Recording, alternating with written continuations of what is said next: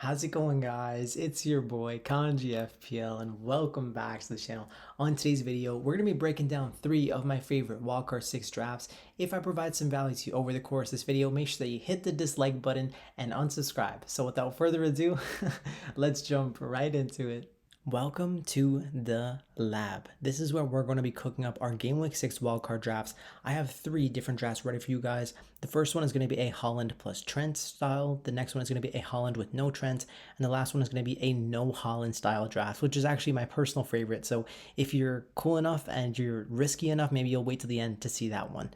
But before we get into our drafts, I think it's very important to discuss who are the core picks that we want to include in all of the wildcard structures. Let's start with the obvious core wildcard picks, which are going to be the Arsenal players. I think it's very obvious to be going with triple Arsenal in my opinion. I think it also is very obvious to be going with double defense plus Saka. Now Saka is the no-brainer because he's the star boy, one of the top 5 players in the league. Given that Arsenal have already played against Spurs, Man City, Brighton, and Aston Villa, 4 of the top 10 attacks in the league, I think it becomes even more obvious to be going double Arsenal defense because not only are the more difficult fixtures gone, they're also known for their defense. So that's why I'd want to go with the double. The question is, who do we partner alongside Gabriel? Because he's the main aerial threat, and he's already scored 2 goals against Spurs and Man City. So Raya versus Saliba versus a Timber. I know that Ben White's actually picked up a knock, and I think Timber actually has really high upside in the short term if you're willing to go with the Saliba style of draft, and maybe you do have some transfers saved. I would genuinely start with Timber because I think he has the most attacking upside of all the Arsenal defenders if you're excluding Gabriel, and I think that Ben White is likely going to miss the next couple of games because I don't think he was ready to start the Man City game. It just shows that he's not at 100% fitness. So I'd be going for Timber personally, but I think if I'm going to recommend it to someone else, I would go with David Raya just because you're locking in a cheaper version to the Arsenal defense. And if you're locking in an Arsenal goalkeeper, you're probably just getting the best goalkeeper in the game. I don't think Raya's points that he's had in the first couple of fixtures are going to be sustainable.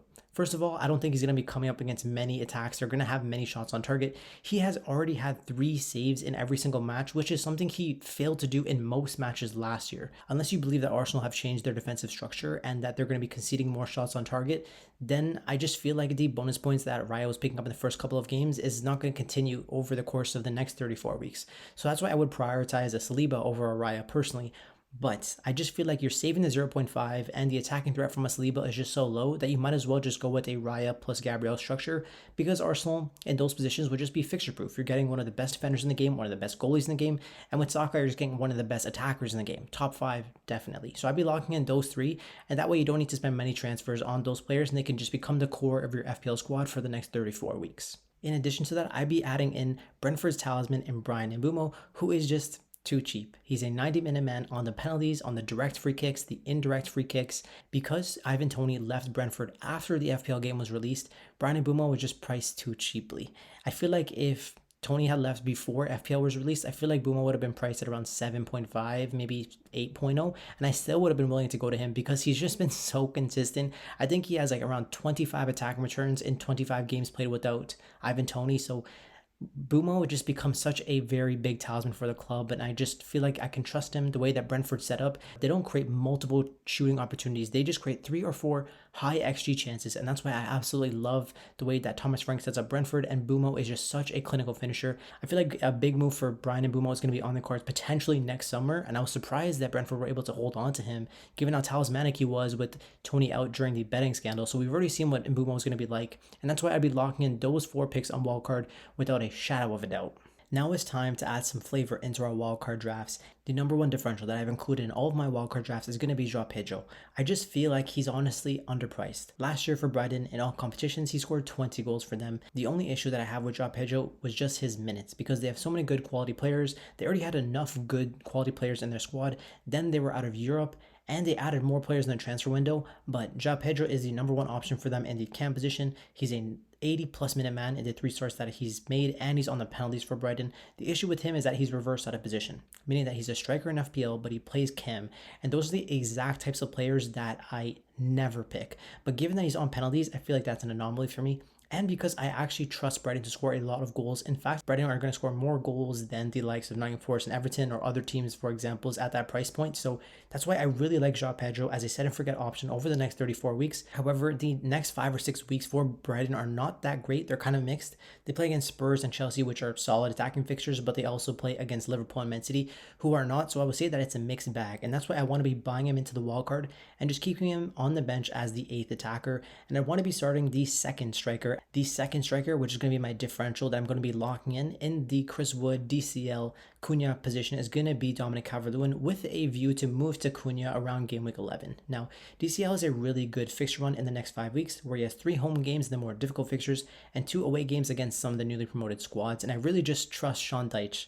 Dyche ball will happen. I trust Sean Dyche to pick up results in the easier games. I feel like over the next couple of weeks, I really like the fixtures because the more difficult ones are at home, the easier ones are away from home. And even though Calvert-Lewin blanked the most recent fixture, he had 5 shots with 2 shots on target. His underlying data is really solid. The issue with him is that he doesn't put his big chances away, but he gets the chances. And that's the exact type of player that I want to have in my FPL team. I want to own somebody that gets the chances rather than someone that just gets 2 or 3 shots and scores them all. So I just trust that over the course of the next 5 weeks, given the amount of XG that Calvert-Lewin will accumulate, I think he will score at least 3 goals, and that'll make him a really good pick on the wildcard. In fact, there is going to be a potential chance for him to obviously destroy one of the newly promoted squads in Ipswich and Southampton because they think they'll be able to get 3 points from an Everton squad and they won't sit deep. So it's going to be a really interesting matchup where I really trust Sean Dyche, and in moments like this over the last 3 or 4 seasons in my FPL career, Everton have always come through for me. So going with DCL as well as João Pedro as the 2 strikers on my wildcard just make a lot of sense to me. The last Kanji wildcard core pick is going to be Rico Lewis of Manchester City. And I know that's another controversial one, but I just feel like he's a very good entry point, priced at only 4.7, likely to probably rise to the 5.0s in the next couple of weeks. And I just feel like he's a cheap way into the Manchester City defense, which allows us to still keep the premium assets of a Gabriel or a Trent Alexander-Arnold if you would choose to do so. And what I noticed is this interesting dynamic at Man City where whenever Vardiol starts alongside Walker, Vardiol is the one that's more attacking, but whenever Vardiol's alongside Rico Lewis is the one that's more attacking. So you're getting the more attacking Man City player, and he's cheaper than all the other Man City players. So I just feel like he's a gem that we should be targeting. And I think those people that started with him from game week 1 are the real winners here because they're buying him at 4.5, and we're going to be probably buying him at 4.7 or 4.8, but there are a lot of points on the cards. And one thing that really secured it is that he did not start versus Arsenal. That's exactly what I wanted to see, meaning that he won't start in any of the more difficult matches, and he should be starting in all of the easier games. When teams look to sit deep, Pep will just play Rico Lewis because he's a better player to unlock a defense than a Kyle Walker because he's just more technically gifted. So that's what I really wanted to see, exactly what I was expecting, and that's why I'm really, really high on Rico Lewis, and I want him in every single one of my drafts as my differential defender. I did want to make a distinction about a couple of players that I think are season-long holds. Like Gabriel, Bumo, and João Pedro are just set and forget for the rest of the season. They're just too cheap for what they're going to be providing for you over the course of the next 34 weeks. And I do have some good differential picks that I personally like. I really like Jared Bowen as my differential. I know a lot of people are going to be considering Luis Diaz given that he has more points than Mo Salah. I think he's the highest scoring midfielder in the game. If you prefer that risk reward of somebody that can, maybe not even start but could also get the most points in FPL, then go ahead. But that's just not my cup of tea. I prefer the Bruno Fernandezes and the Cole Palmers and the Heung-min Sons, the Jared Bowens of the world, who are pretty much guaranteed high floor players. They're talismans for their clubs. If their clubs do well, it's because of them more often than not. And that's why for me, I really like Jared Bowen as a differential. And Phil Foden is probably going to be my favorite #1 differential. I know that KDB just picked up an injury, and I know it was a small injury. He's not supposed to miss a significant period of time. But Man City are going to become Phil Foden and Erling Haaland's team in the future. We saw what happened last year. Foden was more consistent than Haaland, in my opinion, and he deserved to be the Premier League player of the season. So I'm really high on Foden.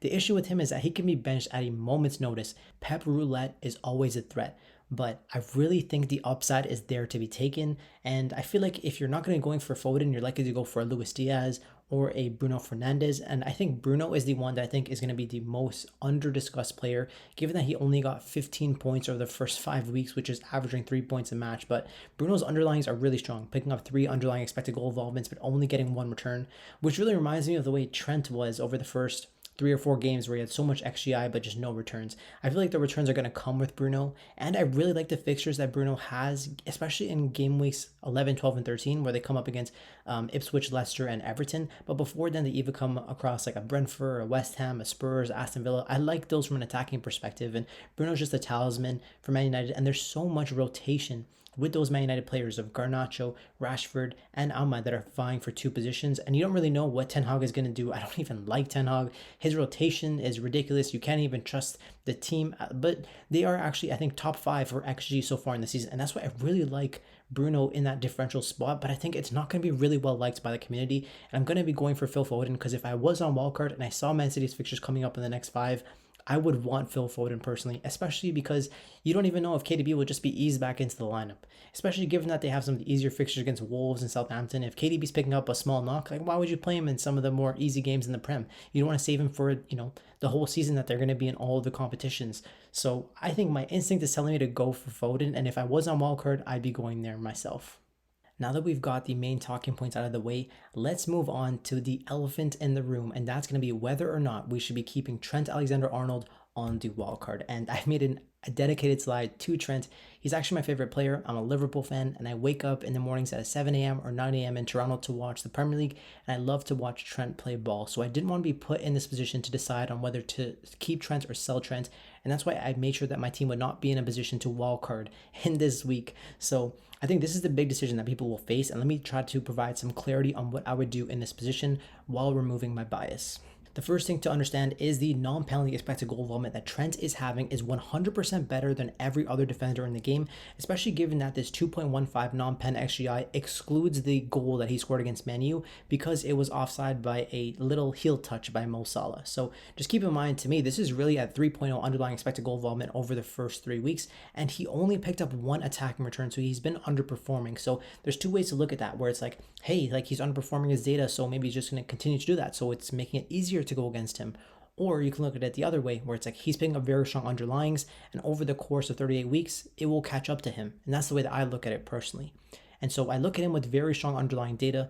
And if you look at it from a stylistic perspective as a team, Liverpool are playing with 2 defensive midfielders, so that's going to be a more cautious system. And so if you had to hold one of Trent or Salah over the course of 38 weeks, I'd be leaning towards Trent because I would actually trust Liverpool defensively. And it's pretty obvious. We've kept 4 clean sheets in the first 5 weeks. And if you're watching Liverpool play, we're just less aggressive because we play with 2 defensive midfielders rather than just 1 that we did under Klopp.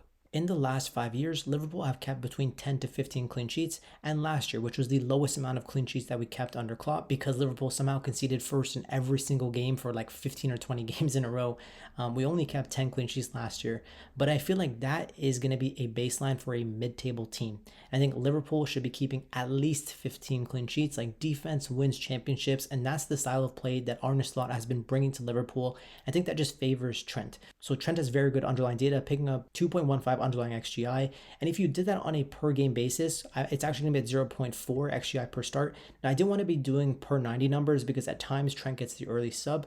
Speaking of early subs, that's actually a good thing because whenever the games are still there to be won, Trent plays the full 90s where they'll sub off players like Szoboszlai or McAllister, Gravenberch, Diaz, but they'll keep Trent on because he's a creative playmaker and he's one of the most world-class generational playmakers in the Prem, so especially from right back. So because of that, Trent never gets the early subs in games that are still there to be won, but if we're up 2-0 or 3-0, then Trent will get the early sub, he'll bank the clean sheet, and I'm sure there will be at least one opportunity where Trent banks the clean, but Liverpool concede in the last 15 or 20 minutes while he's already off the pitch. So I feel like the minimum amount of clean sheets Liverpool will have is 10 based on what they did last year. I think realistically, I'm thinking around 15 based on what I've been seeing over the first couple of games.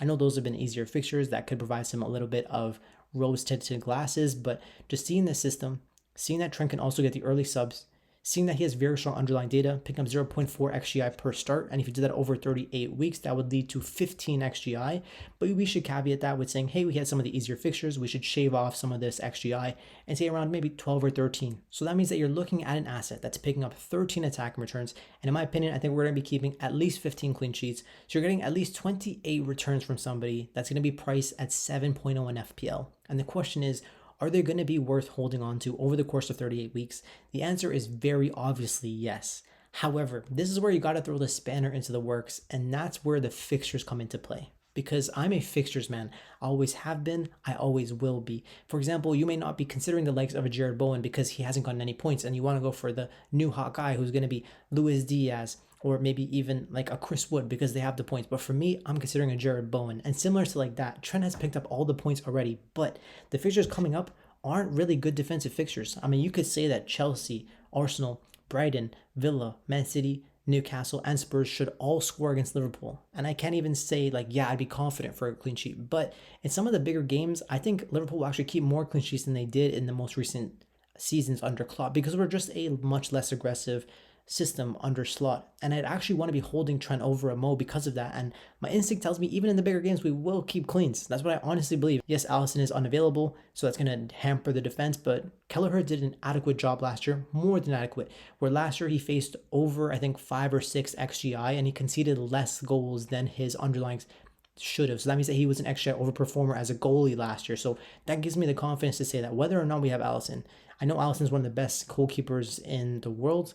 I think he's the best goalkeeper of all time in the Prem, personally, especially given that he scored a goal in the Premier League, unlike any other goalkeeper. So I do want to say that Alisson is a big factor and a big miss. But regardless of that, if Van Dijk is fit, then I think I'm going to be holding Trent for the entire season. I can kind of swing either way, where I'm looking at it where over the next 11 games, I could see maybe 4 clean sheets, but I could also see 4 attacking returns easily. So it really just depends. And the Wolves fixture itself, that dangling carrot in game week 6 could be double digits. Like, you know how it is where it's like, if you keep Trent, it's probably going to be a 6-pointer. But if you sell Trent, that's probably going to be a 15-pointer. So it's one of those things where, like, if I was in your position and you're asking yourself, Trent or no Trent, my instinct would say, based on my eye test, based on the data, I just feel like based on Trent's historical record, I would be holding Trent for 38 weeks personally. But if you went without Trent and you wanted to go for a Saliba plus Gabriel and then gone for 4.5 defenders, I totally get that. And I could see that, but that's not something I would be doing. I'm really glad that I'm not in this position to make the same decision as you.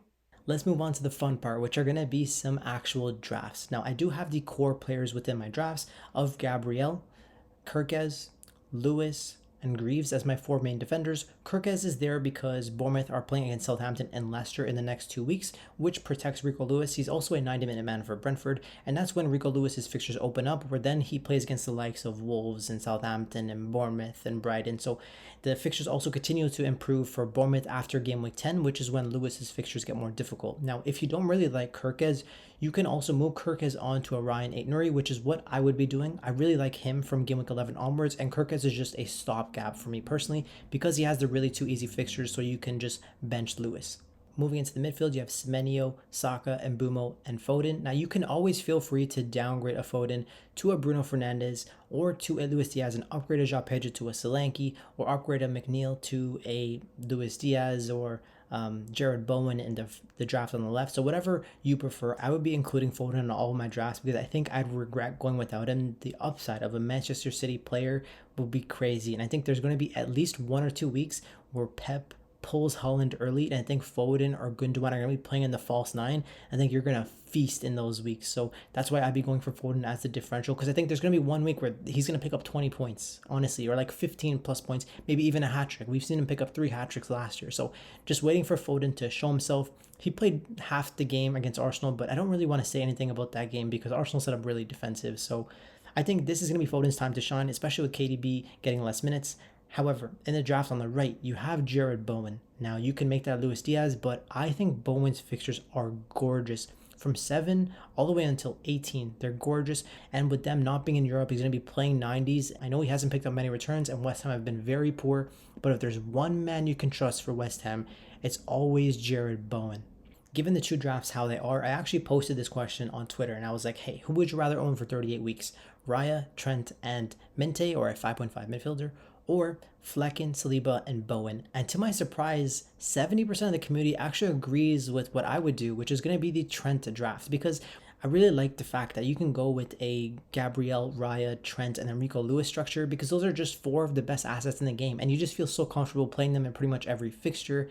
And you can spend your transfers manipulating the likes of the Fodens and Sakas and McNeils and Semenyos of the world. So that's why if I was on Wildcard, I think I'd be going with the draft on the left. However, my favorite draft is going to be the no Haaland style draft. Now, I know there are only going to be a few brave souls that will consider this, but you're getting the premium goalie in David Raya. You're going to be going for Gabriel, but you drop Trent Alexander-Arnold, which is going to be one of the key decisions. And this is why I did not want to be on Wildcard 6. I didn't want to be in this position, but once again, the Kirkes-Lewis rotation, as I mentioned earlier, and you're going to be going with Leif Davis in the spot, who eventually becomes Ryan Aït-Nouri. Similar to what I mentioned earlier, instead of replacing Kirkes, you're actually going to be playing Kirkes and Aït-Nouri and Gabriel from game week 11 onwards. Now, in the midfield, you're gone with the power five of Saka, Son, Palmer, Bumo, and Bruno. I don't think a midfield will ever get better than that from now until the end of the season. I don't think you'll ever see any midfield in anyone else's team that's better than yours. When I look at all of the midfielders in the game, I think these are the three best premiums of Saka, Palmer, and Son, where you can get some sort of captaincy rotation over like 20 to 30 weeks. And then you get Bruno as the most slept on asset in the game, in my opinion. And then Brian Mbeumo, who's just a lock in everyone's team. And I look at that midfield and I don't think you'll find a better midfield in anyone else's team. Of course, they'll show you the likes of Salah in their squad, but from a value perspective, I do prefer the three other premiums over the course of 38 weeks. I think a structure that has these three rather than having a Salah will actually outscore the Salah or Haaland teams personally. The only place that you'll actually suffer will be in terms of captaincy, because Salah and Haaland are going to be the highest scoring players and people will be able to double their points. That's where it's really going to hurt you. So if you're able to make a captaincy matrix, then I think this is going to be the perfect style of draft for you to consider. And if you don't like Alexander Isak, given that he plays against Man City, Arsenal, and Chelsea in the next 5 weeks, I think you can consider just putting a Dominic Solanke there, and then you could upgrade the defense from a Leif Davis to a Pedro Porro as an example. So that's what I would genuinely consider, and Isak for me is in there because I think he's the best striker in the Premier League apart from Haaland. 90 minutes, penalties. I know Newcastle have been very underwhelming, but it's just blind faith and trust in Isak. He's one of the most silkiest players in the league. I think he only started like 20 games in his first debut season, got 100 points. Last year, he got 170 points in like 27 starts. Isak is a lock. I think people that go to Solanke will move there in the short term and then eventually move back to an Isak. I think you can genuinely do that on Wildcard as well. In fact, I think that's definitely something I would do if I was going to be going no Haaland. I just didn't have the time to update the drafts. So that's what I like. This is my favorite draft. I'm not going to lie. I know it sounds a little bit scary to be going against the likes of Trent, Salah, Foden, Haaland. I mean, you can always get to a Foden from one of the premiums of like Saka, Palmer, or Son. You can always move for like a short week stint with Foden or De Bruyne or Gundogan. But to me, those types of assets are just like one night stands. You know, you don't want to be there long. You go in there quick, leave quick, but then you want to go back to the security that you like from the likes of Saka, Palmer, and Son. So that's why I really like this squad structure. And I feel like if I was going to be going in a wildcard 6 structure, I'd be going for either a no Haaland or the Raya Trent McNeil draft. So this is my favorite style of draft, and one of the legends in the Twitter community actually inspired me to create this draft, and his name is Ben Krellin. Now, Ben Krellin has, I think, 5-10 top K finishes. Like, he's unbelievable. His consistency is ridiculous, and his draft was actually pretty similar. The midfield is exactly the same, but he had some of the more rogue picks, so like Porro and Solanke's, and I'm just not sure how much trust I have in Spurs, but I just feel like analytically, this draft really just ticks a lot of boxes for me. You're getting 2 of the best defensive assets in Raya and Gabriel. You're getting 5 of the best midfielders in the game, all 90 minutes on pens, and even your strikers that you picked are all 90 minutes with penalties. So that's why I really, really like this structure, and I think there are going to be only a few managers that will go this way, and I'm actually going to be building my style of draft in my personal team to be closer to this, because I don't have Haaland in my team and I don't intend to bring him in. But if I was on Wildcard and I was daring and I had the guts to do it, this is where I would be. But I didn't want to be in this position because I love Trent. So I didn't want to be on this Wildcard 6, because if I was, I'd be really tempted by this draft. I'm not going to lie. If you stayed to this portion of the video, you're a real one. Thank you so much for all your support. Don't forget to hit the like button, drop a comment. I really appreciate all your support. Really hope that you have a wonderful day and an incredible Game Week 6 wildcard. All the best. Peace.